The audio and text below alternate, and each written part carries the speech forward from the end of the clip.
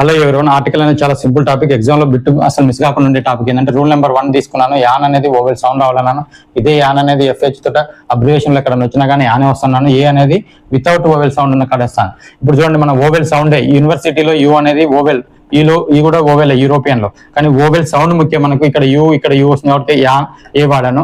ఇక్కడ చూడండి vowel sound వచ్చే కాడ నీటి కూడా యాన్ వాడాను. అబ్రివేషన్ లో కూడా యాన్ వాడాను. ఈ లెటర్స్ తో అబ్రివేషన్ వస్తాయి. అంటే ఈ రకంగా మనం నేర్చుకోగలిగితే మనం ఎగ్జామ్ లో ఎలా వచ్చినా కానీ క్లియర్ చేయొచ్చు. చూడండి, my teacher told me that 12 months make an year, no error అన్నాను. ఇప్పుడు 12 months మేక్ యాన్ ఇయర్ అన్నప్పుడు ఇది ఆర్టికల్ టాపిక్ అని అర్థమవుతుంది మనకి. ఇక్కడ చూడండి యాన్ వాడాము. యాన్ వాడామంటే ఇయర్ అంటే ఏంది, ఏనే రావాలి కదా. ఎందుకంటే అది ఇయర్ అనేది చూడండి ఇక్కడ ఉన్నది కదా, ఏ వాడతాం. ఇయర్ ఎందుకు వాడుతున్నాం అంటే ఈ అనే దాంట్లో ఓవెల్ సౌండ్ లేదు కాబట్టి ఇయర్ వాడడం. దీని యొక్క ఆప్షన్ ఏంటంటే డి అనే ఆప్షన్ పెట్టుకోవచ్చు.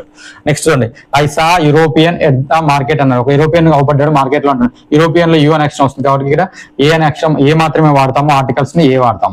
నెక్స్ట్ పీపుల్ టు ఏ కాబట్టి A option correct. People told use codes every time they make dash online payment. Online payment లో ఆ అనే అక్షరం ఉంటుంది.